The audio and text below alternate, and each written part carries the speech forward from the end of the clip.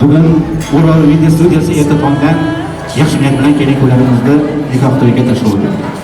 O'zbek xonadoni to'y bo'lsa bugun to'yga san'atkor aytdi. Dilmurodjon Abdullayev bilan birgalikda